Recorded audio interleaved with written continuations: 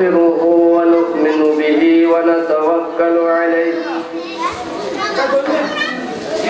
ونعوذ بالله من شرور أنفسنا ومن سيئات أعمالنا من يهده الله فلا مضل له ومن يضلل فلا هادي له ونشهد أن لا إله إلا الله وحده لا شريك له الذي أرسله بالحق بشيرا ونذيرا وداعيا إلى الله بإذنه وسراجا منيرا فقد قال الله تعالى في كلامه المجيد والفرقانه الحميد أعوذ بالله من الشيطان الرجيم بسم الله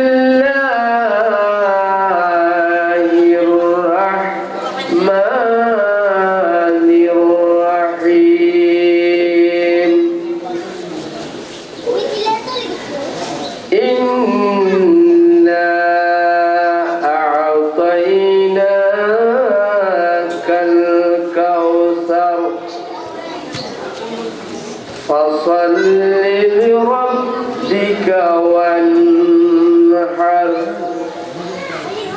إن شانئك هو الأبتر قال الله تعالى في شأن حبيبه إن الله وملائكته يصلون على النبي يا أيها الذين آمنوا صلوا عليه وسلموا تسليما اللهم صل على مولانا محمد وعلى آله سيدنا مولانا একটু জোরে সোরে মহব্বতের সহিত সকলে পড়ি আল্লাহুম্মা সাল্লি আলা مولانا محمد وعلى آل سيدنا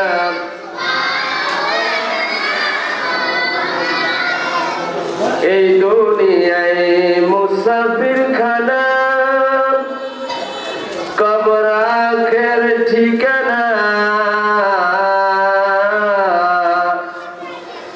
কেউ আগে রওয়ানা হো কেউ পিছে রওয়ানা আল্লাহুম্মা সাল্লি আলা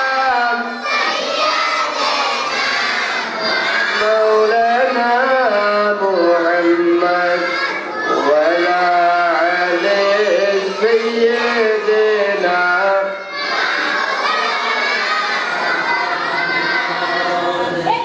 কিন্তু যেই দিন ডাক পড়িবে বান্দার কবর মাঝে শুইতে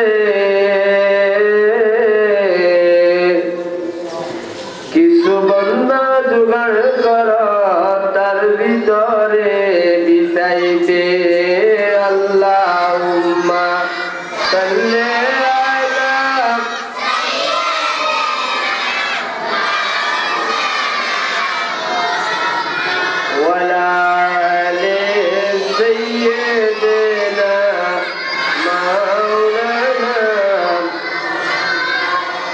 বামে মাটি ডাইনে মাটি নিচে মাটির বিছানা এই দুনিয়ায় আপন যারা পর হইবে তারা আল্লাহুম্মা সাল্লি আলা মাওলানা মুহাম্মদ ওয়া আলা আলি সাইয়্যিদিনা বালাগাল উলা বিজামালিহি كشفتنا بجماله حسنت جميع خصاله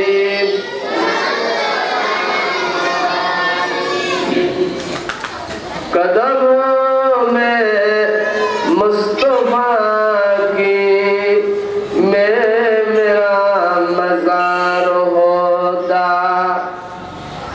وہ خاک پاک ہوتی میں خاک سار ہوتا بلغ العلا بکم کشفت بجماله حسنت جمیع خصاله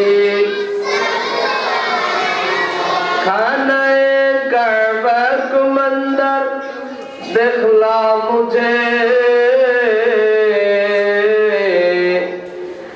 مکہ و مدینہ کو یثرب دیکھنے کو دے مجھے بلغ العلا بجمالی کشفت بجمالی حسنت جمیع خصاله আরামের বুকে মক্কার পরে যেথায় আমেনার ঘর খোদার করুণা কাউসার হয়ে জোরসে বারংবার বালাগাল উলা কশফত বিজামালিহি حسنت جميع خصاله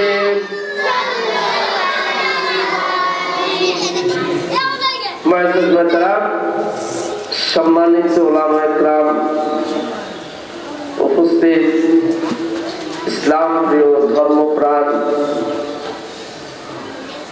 আল্লাহ প্রেমিক নবী প্রেমিক কিছু বাছাই করা আল্লাহর গোলাম এবং বিশেষ করে আমার সামনে উপবিষ্ট কচি কাছা ভাইয়েরা আমার পর্দাশীল মা ও বোনেরা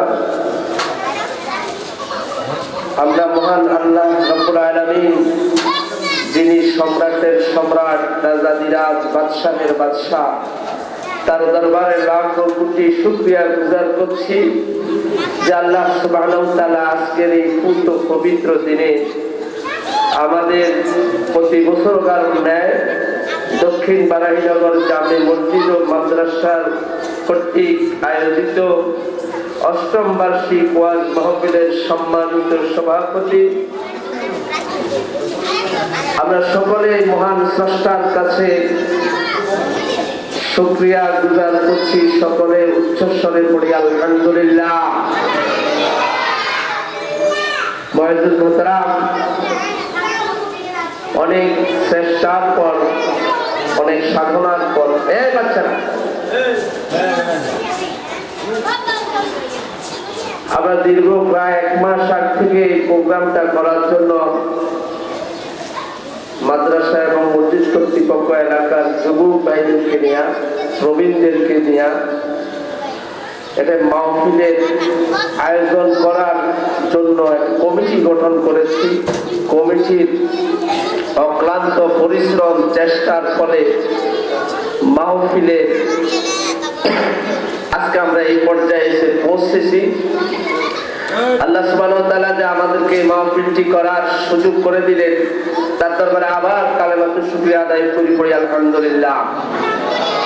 আর বিশেষ করে আমার আজকে অনুরোধ থাকবে, আমার পর্দাশীল মা বোনেরা কোথাও যায় না, আমি সব জায়গায় বলে থাকি যে মাইক গুলো হর্ন গুলো লাগানো হয় বিশেষ করে মা বোনদের সুবিধার জন্য। আপনারা নামাজের মুসল্লায় বসে আসরের পরে কোনো কাজ থাকে না, এটা ভাই আসরের সময়টা অত্যন্ত মূল্যবান।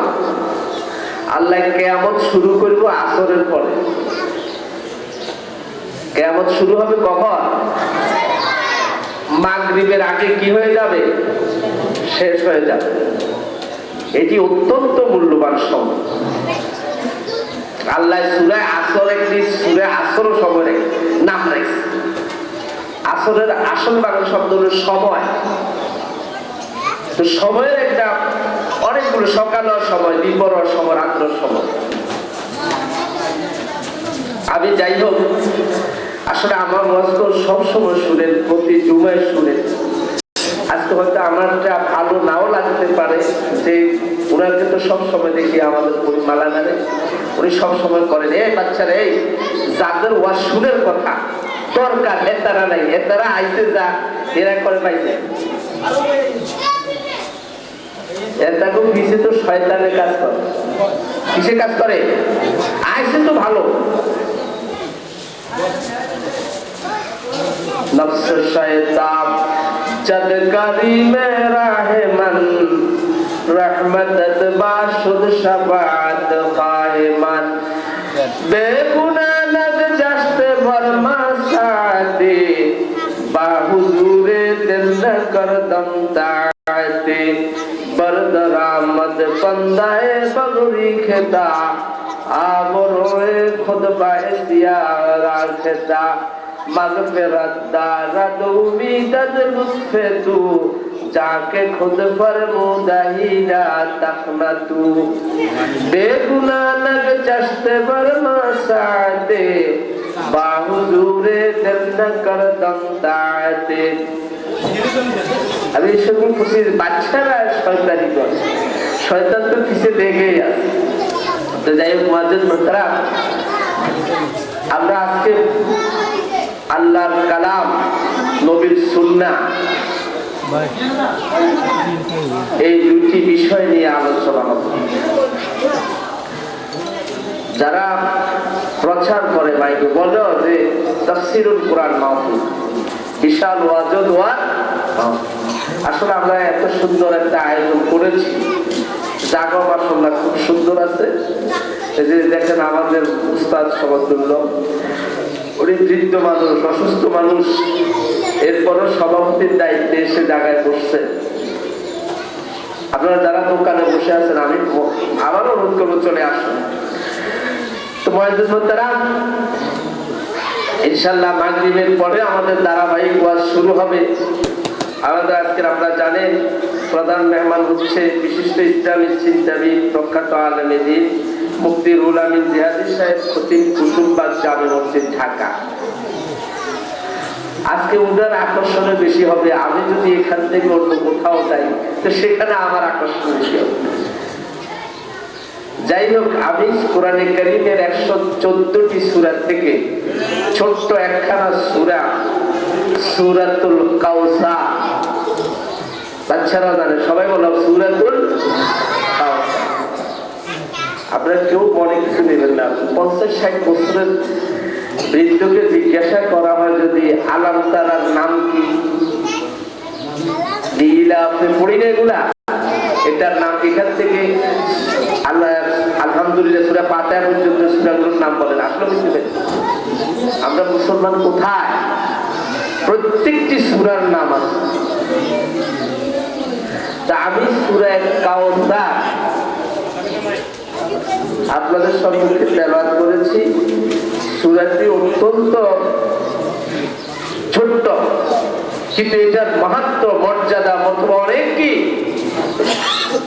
এটা তাফসীর ব্যাখ্যা আমার মতো গুনাহগার নালায়েক শেষ করতে পারবো। এই সূরাটি, আপনি এখন এটা নিয়ে এই আবার টাকা থেকে শুনেন কিছু মুখস্থ করতে হবে তৈরি আপনি আপনার 5 জন মানুষের কয়টা আপনার 5 জনের সাথে আপনার বিচার বিবেচনা করেন আগে শুনুন তারপর শোনার এরপরে আমল করা সব কথায় আমল আসে না কোন কথায় কখনকার কোন জিনিসে আমল হয়ে যায় আপনার আমার মনের পরিবর্তন এসে যায় এটা আল্লাহ ছাড়া কেউ আমি সূরাটি এই জন্য নিয়েছি আল্লাহর হাবিবের 4টি সন্তান ছিল সর্বশেষ সন্তান হলো তৈয়ুব তাহের কাসেম এই 2টা সন্তান একই বছর মারা গেল একই বছর ছিল আর কোন সন্তানাদি ছেলে বলতে ওনার কেউ কি নাই কাফের মুশরিকরা তো বসে আছে নবুত খেতে আছে দেখবেন আমাদের দেশের কিছু লোক আপনাদের বুঝছেন আলেম ওলামার কোথায় ত্রুটি কোথায় দোষ এটা খুঁজবে নিজের আমি সবসময় নিজের দোষটা যদি হাতির মতো হয় সেটাকে চোখে দেখে না আরেকজনের দোষটা যদি সুইচের মতো হয় এটাকে হাতির মতো কি করে এটা আমাদের একটা খাসলত এটা আমাদের একটা অভ্যাস এটা সব যুগে সব সময় ছিল আল্লাহর হাবিব জনাবে মুহাম্মদ রাসূলুল্লাহ সাল্লাল্লাহু আলাইহি ওয়াসাল্লাম একে তো ব্যতীত ব্যথা ভরাক্রান্ত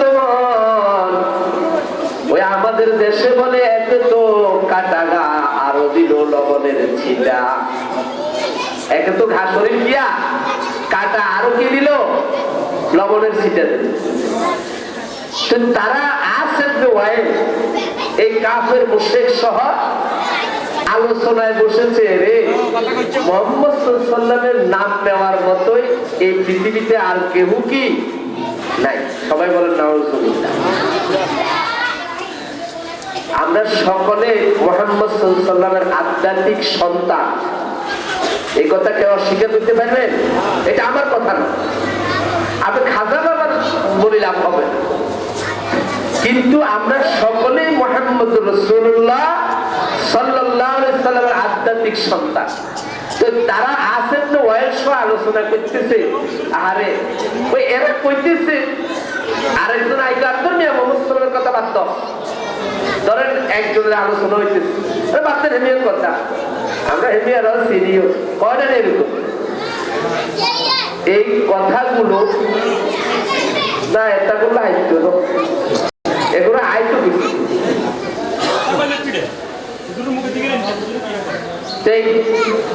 রসুলের কালে এই ঘটনাটা গেল রসুল এমনি তো একই বছর 2টা সন্তান চলে গেল সন্তান ব্যথা কত যে ব্যথা সন্তান হারানোর ব্যথা আপনার সন্তান পাগল হোক আপনার সন্তান হাজারো খারাপ হোক আপনার কাছে সন্তান মা বাবার কাছে সন্তান পাগল নয় খোদা না কাছে কোন ছেলে যদি পাগল হয় মানুষ পাগল বলে মা বাবা পাগল বলেনি কথা বলেন না বলে না ও বন্ধুরা আমার নবীজির একে তো কলিজায় ব্যথা অন্তরে ব্যথা 2টা সন্তান দুনিয়া থেকে চলে গেলেন কাফের মুশরিকরা আল্লাহর নবীর এই কাটা গায়ের মধ্যে এই ব্যথিত ব্যথার মধ্যে কলিজার মধ্যে আবার আঘাত করলো কেমন আঘাত তারা বলতেছে নবীর নাম নেওয়ার মতো এই পৃথিবীর বুকে আর কিছুই রইল না আল্লাহর নবীর মন আরো পরাক্রান্ত হয়ে গেল নবীজি ব্যথিত হয়ে গেলেন নবীর এই ব্যথা বুঝতে পারলেন আল্লাহ রাব্বুল আলামিন বুঝতে পেরে নবীকে সান্ত্বনার বাণী দিয়ে সুসংবাদের বাণী দিয়ে এই সূরাটি আল্লাহ নাযিল করেছেন ও বন্ধুরা আমার এই পৃথিবীর বুকে 114টি সূরা 6666টি আয়াত প্রত্যেকটি সূরা এবং আয়াত নাযিলের পিছনে একটা না একটা কারণ ছিল কোন কারণ ব্যতীত কোন সমস্যা ব্যতীত আল্লাহ এমনি কোরআন নাযিল করেন নাই এই কোরআনকে আল্লাহ ইচ্ছা করলে নাযিল করতেন পাহাড়ের উপরে আল্লাহ বলছেন লাউ আনজালনা হাযাল কুরআন আলা জাবালিন লারাআইতাহু খাশিআন মুতাসাদ্দিআন মিন খাশিয়াতিল্লাহ। আল্লাহ বলেন আমি ইচ্ছা করলে আমি কোরআনকে পাহাড়ের উপর নাযিল করতে পারতাম, করতে চেয়েছিলাম। পাহাড় কোরআনের ভার বইতে পারে না। কোরআন কি বেশি ওজন নেই? পাহাড়টা আল্লাহ আমার উপরে পবিত্র লৌহ মাহফুজের কালাম, পবিত্র কালাম আমার উপর নাযিল করে। আল্লাহ আপনি যদি অর্ডার করেন, আপনি যদি হুকুম করেন, পৃথিবীর সমস্ত পাহাড় গুলো আমরা মোমের মতো পানির মতো গলে যাব, পানি হয়ে যাব, কিন্তু আপনার কালাম আমাদের উপর নাজিল করবেন না। কিন্তু এই কালাম নাজিল করা হয়েছে আশরাফুল মাখলুকাত, মানুষের উপর। নবীরা সাধারণ মানুষ নয়, আমি সব সময় বলে থাকি। নবীরা আমাদের মতো আপনার মতো মানুষ হলেও তাদের মধ্যে কয়েকটি গুণ আছে। তাদেরকে কষ্টি পাথরে যেরকম স্বর্ণকার সোনা যাচাই করে, আল্লাহ রাব্বুল আলামিন নবীদেরকে এরকম কষ্টি পাথরের চাইতো কোটি কোটি গুণ ভাবে যাচাই বাছাই করে নবুয়ত দিয়ে থাকেন। যদি নবীরা মানুষের ভোটে হতো, নবীরা যদি মানুষের ইলেকশনে আর সিলেকশনে নবী হওয়া যেত, খোদার কসম সেই জাহালাতের যুগে আরবের বুকে একজন এতিম অসহায় মুহাম্মদ কখনো নবী হতে পারত না। নবীদের বাছাই করে কে?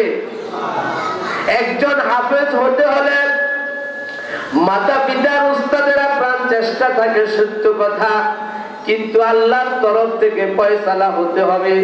একজন আলেম তৈরি হইতে হতে, একজন মালানা কারি তৈরি হতে হলে মাতা পিতার উস্তাদের হাজারো চেষ্টা থাকে, কিন্তু হুকুম থাকতে হবে কার? তো নবীরাও তো আল্লাহ নবীকে সান্ত্বনার বাণী দেওয়ার জন্য, সুসংবাদ দেওয়ার জন্য বলছেন, নবী গো, তারা আপনাকে ওই লাস্টে হলো ইন্না শানিয়া কাহুয়াল আবতা, এই সূরাটি সবাই জানেন। আমি এই জন্য একদম সহজ সরল ছোট্ট একটি সূরা নিয়েছি যেন আপনারা বুঝতে পারেন। আবতার আরবের মানুষকে তাফসীরে লেখে নাউজুবিল্লাহ নির্বংশীয় লোককে বলে। আগে দেশে কয় যে তার কোনো ছেলে সন্তান হয় না অথবা হই বাঁচে না। তারা আমাদের খাজনা দিকে আমুই এই যে চেহারার দিকে তাকাইছে, এই যে চেহারার দিকে তাকাইলে এই যাত্রা হইতো না, কয়নি? এটা কঠিন গুনাহ হবে, কবিরা গুনাহ হবে। তাহলে আপনি নবীর সাথে তুলনা করুন। এই আসের ওয়াইস, এই জালিমের বাচ্চাগুলো, মুশরিকের বাচ্চাগুলো, কাফেরের বাচ্চাগুলো আল্লাহর নবী এত তো ব্যথা, তো এত তো ব্যথা বেদনা, তার মধ্যে তারা বলতেছে নবীর আলোচনা, আরে মেয়ে মোহাম্মদ সাল্লাল্লাহু আলাইহি ওয়াসাল্লামের কথা বাদ দাও। সেটি কিভাবে বলে? আল্লাহ নবীর কানে এই খবর চলে গেলেন, নবী ব্যতীত হয়ে গেল। আল্লাহ ব্যথার কোনো কারণ নাই।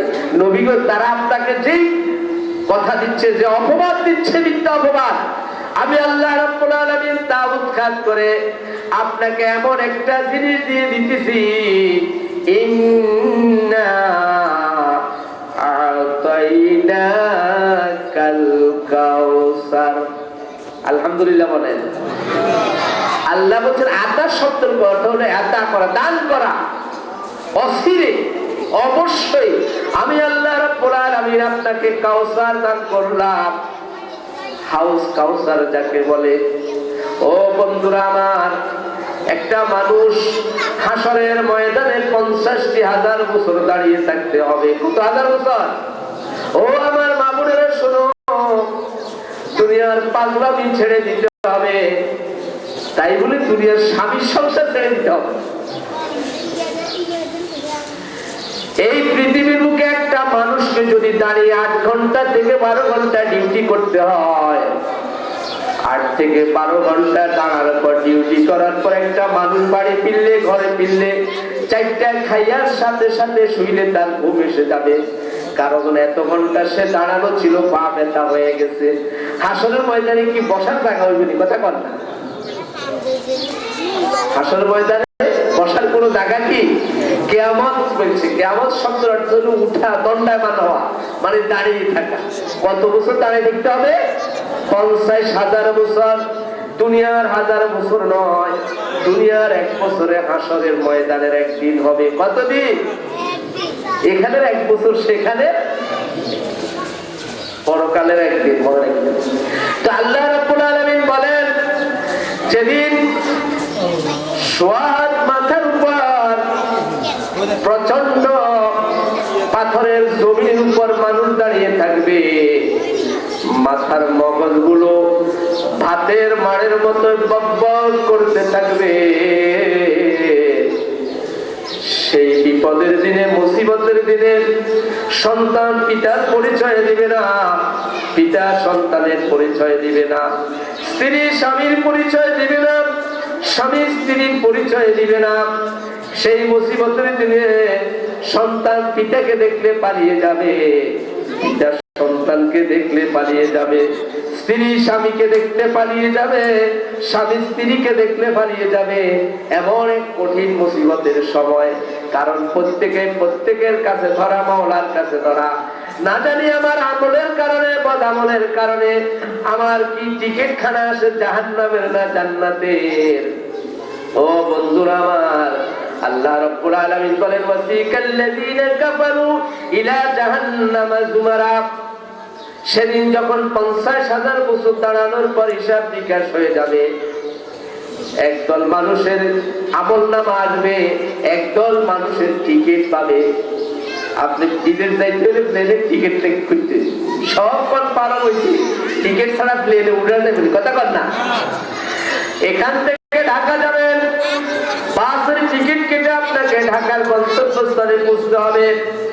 মানুষের আসল মঞ্জিল মউতু কাসিন, কুল্লু নাফসিন শারিহু, কবর বাইতিন কুল্লু নাফসিন দাখিলু। মানুষ মরে যাওয়ার পর তার 2টা ঠিকানা, 2টা মঞ্জিল। প্রথম মঞ্জিল হইল কবর। প্রথম মঞ্জিল হইল কিয়া? কবর। কবরের মঞ্জিলে 30 বছর কয় না? কবর আরে ফুলসরা 30 বছর, হাসরের ময়দান কিয়া 50,000 বছর। কবর তো কোনো হিসাব নাই।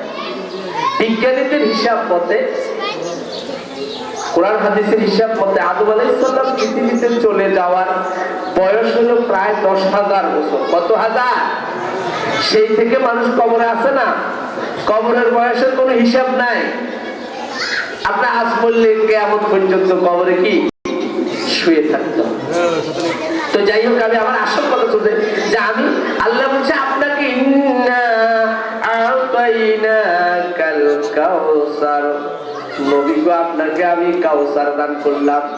যে কাউসারের মালিক আদম থেকে শুরু করে ঈসা আলাইহিস সালাম পর্যন্ত 1 লক্ষ বা 2,24,000 নবী রাসূল বলেন, কাউকে আল্লাহ এই কাউসারের মালিক করেন নাই। কাউসারের মালিক বানাইলেন নবী মুহাম্মদুর রাসূলুল্লাহ সাল্লাল্লাহু আলাইহি ওয়াসাল্লাম। হাউস কাউসার, যে কাউসারের পানি, 1 পেয়ালা পানি পান করলে আমার মাওলা আমার নবী ঘোষণা করেন 500 বছর আর ওই বান্দার পানি পিপাসা হবে না। 1 পেয়ালা পান করলে কত বছর? 500 বছর। এখন পানি, এই পানি মালিক যিনি, তার ইত্তেবা হইতে হবে। কি ভাই, বাড়ির মালিক যিনি, সেই বাড়ির, আপনি ঘরের যে মালিক, ঘরের মালিককে অর্ডার না দিলে আপনি তার ঘরে ঢুকারও কোনো অনুমতি আছে? কোনো ক্ষমতা নেই। হাউস কাউসারের মালিক হলো আমাদের নবী, বিশ্ব নবী, তাজদারে মদিনা, আশরাফুল আম্বিয়া, সাইয়্যিদুল মুরসালিন, ইমামুল মুরসালিন জনাবে মুহাম্মদুর রাসূলুল্লাহ সাল্লাল্লাহু আলাইহি ওয়াসাল্লাম। তিনি হচ্ছেন, আল্লাহ বলছেন আমি আপনাকে কাউসার দান করলাম। ওই আরেক জায়গায় আমরা তো 5 ওয়াক্ত নামাজও ঠিকমতো আদায় করি না। রাসূল 3 দিন শুনেন কত ঘটনা, তাহাজ্জুদের নামাজ পড়তে পারে না, যেটা সুন্নাত বা নফল ধরা যায়। 3 দিন তিনি তাহাজ্জুদের নামাজ পড়তে পারে নাই। কারণ হচ্ছে তার ওনার শাহাদাত আঙ্গুলি যন্ত্র ব্যথা পেয়েছে বা কাটা গেছে, এই যন্ত্রণায় তিনি 3 দিন তাহাজ্জুদ নামাজ কি পড়তে পারে নাই। জিবরাইলও 3 দিন রাসূলের কাছে কি আসে নাই। এই বৈশ্যরা, এই কাফিরের মুশরিকের গোষ্ঠীরা, তারা তো উৎসতে আছে মুহাম্মাদের কোরআন দিয়ে দোষ খুঁজে পাওয়া যায়। আমরা মুসলমানদের এই খাসলত, আমার কোরআন খালি দোষ তালাশ করে, আরেকজনের দোষ তালাশ করে, নিজের দোষটাকে মোটেও কি করে না চোখে দেখে। রসুলের দোষটা দেখেন কেমন রসুল, পৃথিবীর বুকে আর কোন নবী আসবে না